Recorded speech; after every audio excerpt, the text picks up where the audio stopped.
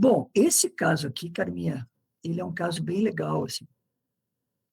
Uma paciente, a gente fazendo análise, né, diagnóstico, né, eu uso análise facial direto para fazer diagnóstico. Claro que eu peço a documentação sempre, né? Eu fiz muita cefalometria na minha vida, mas, assim, nos últimos bons anos da minha vida, eu nunca mais media nada, sabe?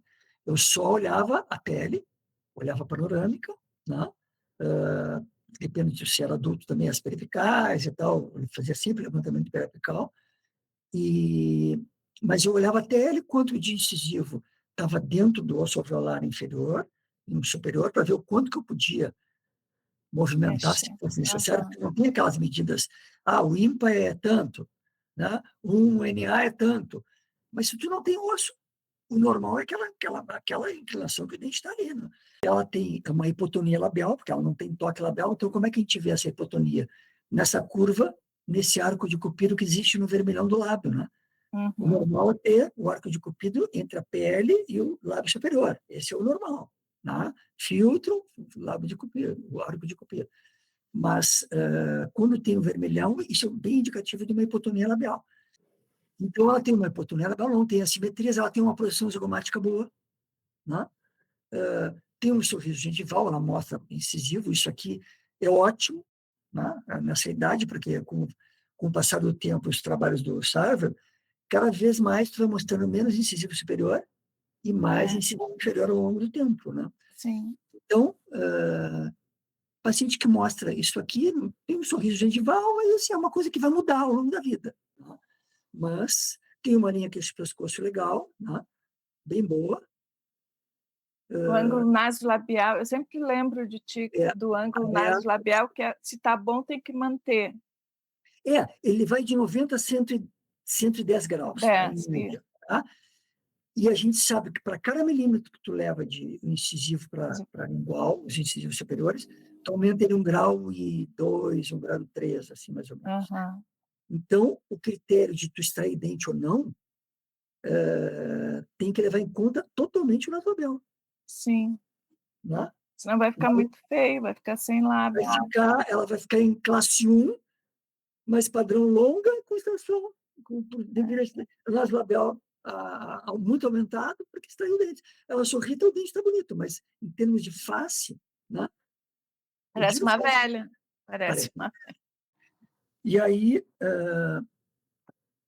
então, em norma frontal, norma lateral, ela tem um sulco mentolabial aqui direitinho, tem medida para tudo isso, tá? O importante é que ele exista.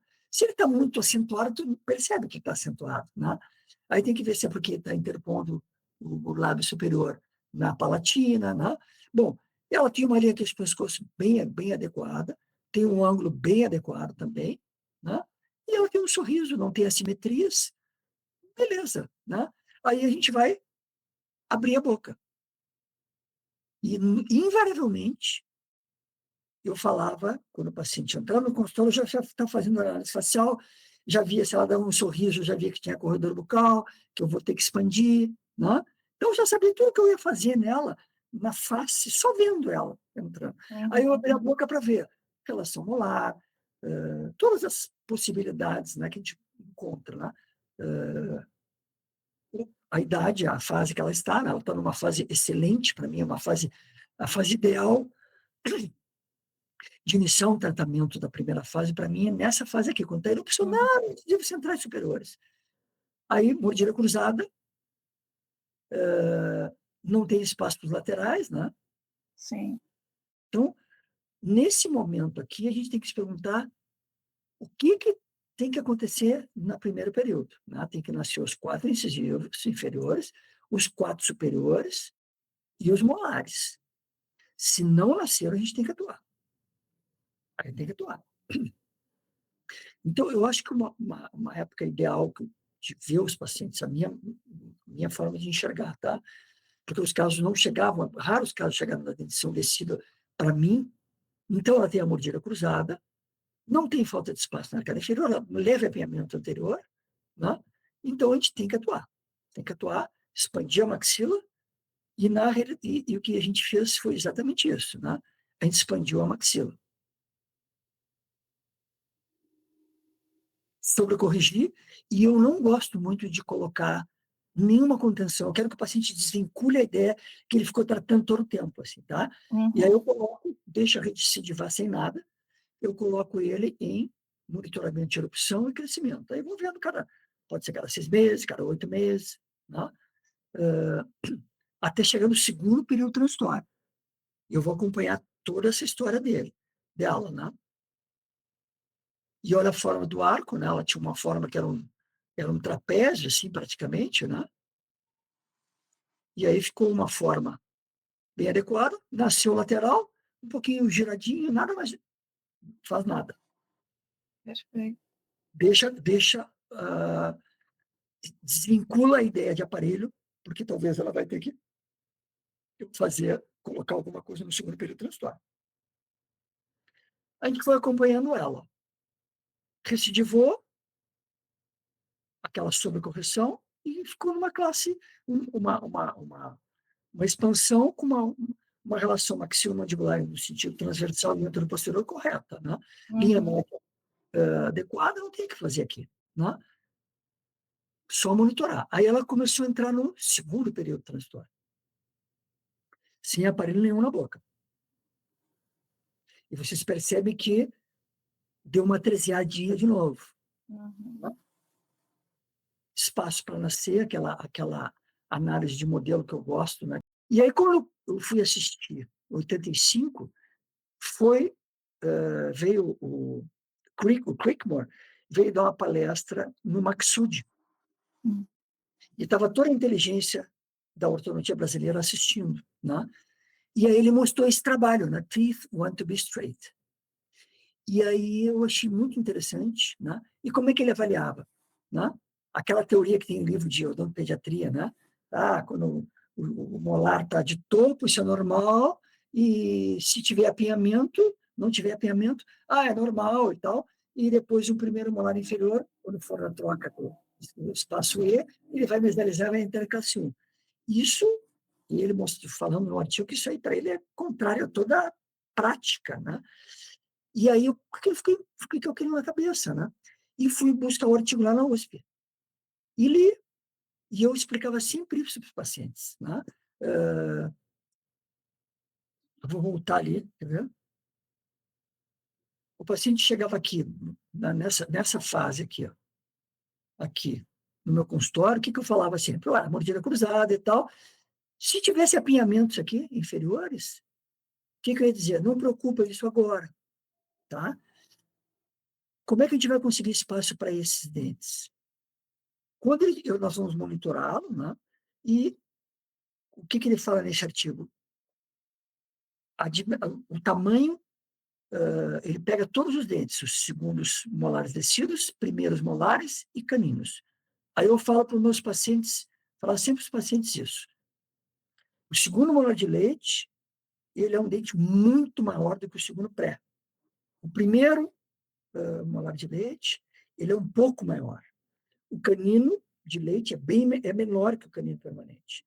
Mas os saldos disso aí dá 2 milímetros, 2,5 de cada lado. Ou seja, nós temos espaço. 4, 5 milímetros sem medir nada a nosso favor, sempre. Na maxila é 1 milímetro, 1 milímetro e pouco. Tá? É 1 milímetro no máximo de cada lado. Né? Mas a gente tem muito mais possibilidade de conseguir espaço.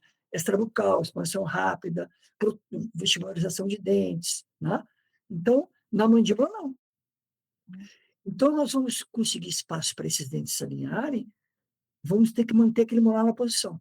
Se, durante o período que a gente estiver monitorando, se estiver assim, ainda faltar para te vir ao consultório, mas se esse dente tiver com mobilidade, tu voltas aqui antes, porque eu já vou colocar um arco lingual, vou colocar uma coisa fixa nele, porque eu quero que o molar fique na posição. Então, eu vou colocar uma viga que vai manter o molar numa posição.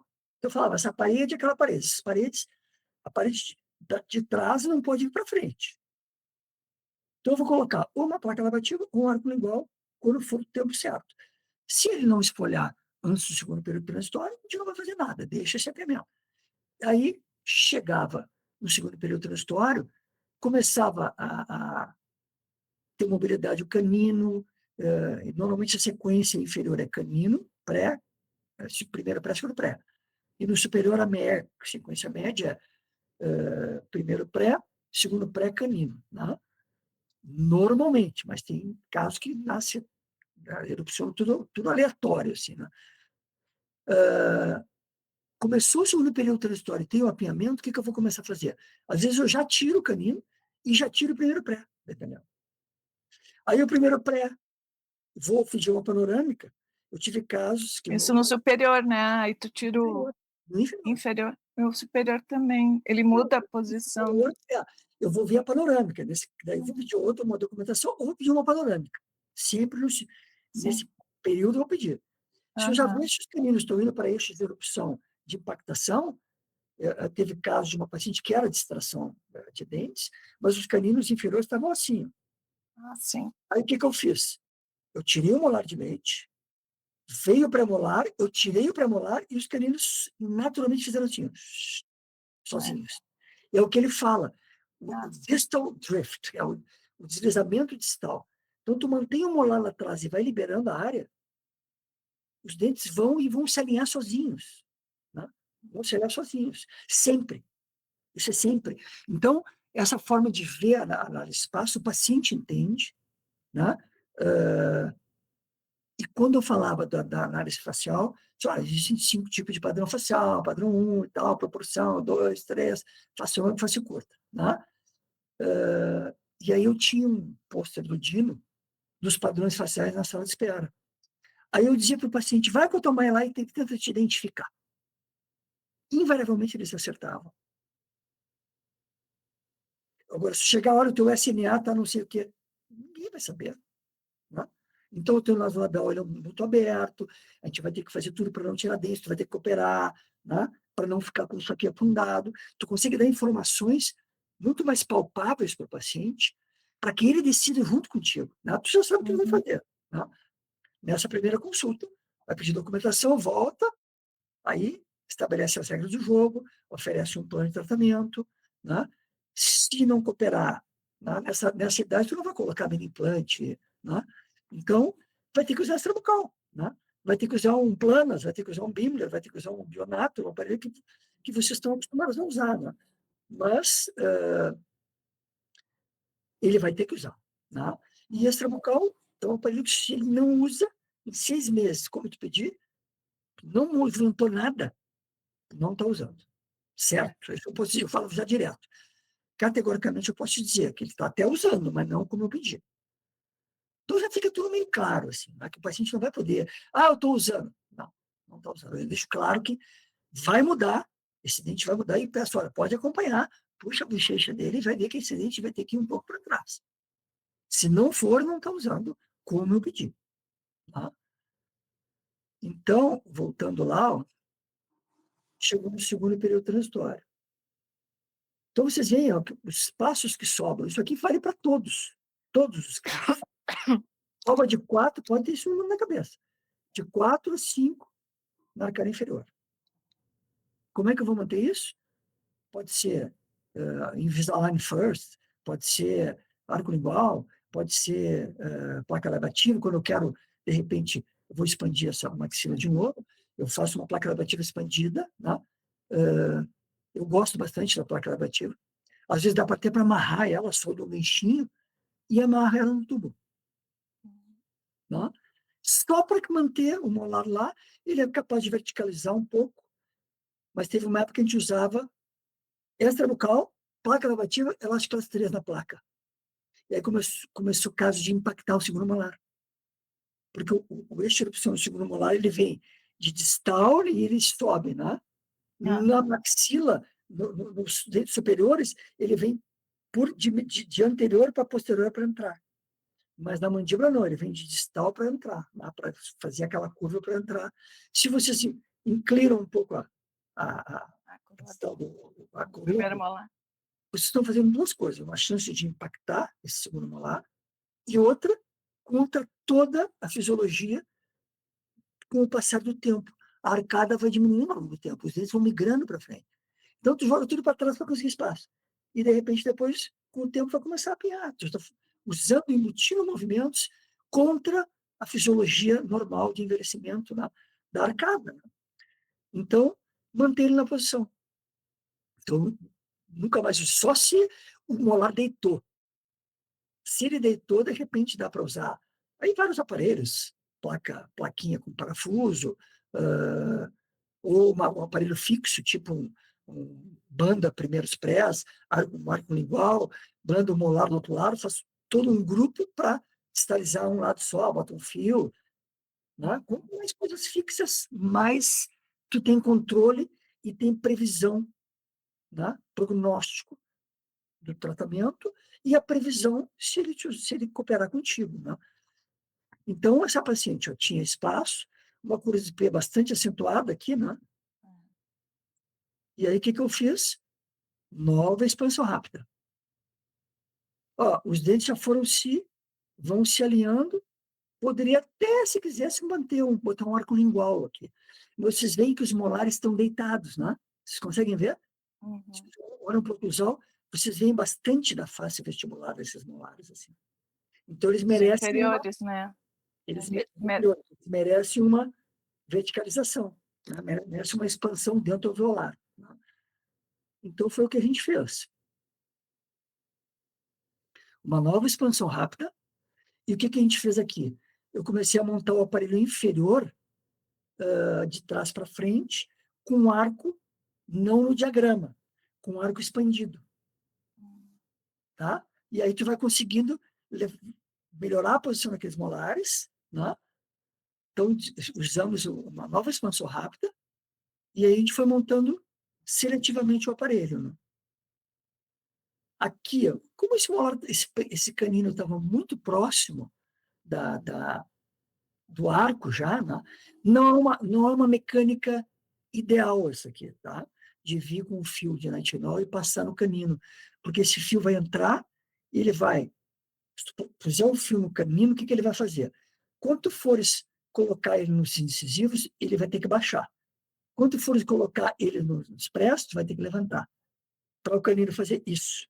Aí os prestos tendem a descer e os incisivos tendem a subir. Se tu não quer que isso aconteça, tem que pensar como arco segmentado, que é uma técnica, né, que é fácil de perder o controle, mas é uma técnica inteligente, assim, de tu usar os princípios deles para usar arcos contínuos, né, sobre fios, pensando que eu quero movimentar só o canino, por exemplo. Então, o ideal seria fazer o quê? Vem com fio, faz um degrau aqui, sobe lá e segue. Um fio de 0,18 de aço. E aí passa um sobrefio em cima desse 0,8 de aço, um sobrefio que vai entrar no canino e vai entrar no lateral. Então, uma força leve do nitinol para mexer o canino, que vai ter esses efeitos, vamos dizer assim, colaterais de um arco contínuo, né? Só que eles não vão se manifestar porque tu está com um arco mais mantendo aquilo na posição. Então, isso mais rígido, né? É um arco 18 de aço, está legal. Porque tu vai passar fio, de repente passa um 12 de nitinol, ou baixa bem ele, né? E passa um 12, se for uma força leve, depois passa um 14 de nitinol sobre o fio. Então, tu vai ter, no slot, tu vai ter o fio base e o outro fio que vai movimentar o canino por cima dele, tu amarra com um elastique. Não, o elastique não, a barrilha elástico, né?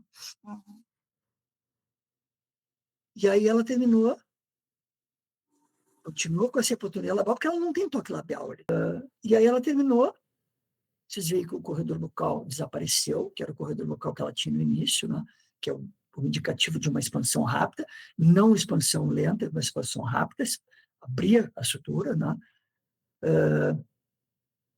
E aí vocês vão ver ela, ó, terminou toda em classe 1, direitinho, travadinha, e essa paciente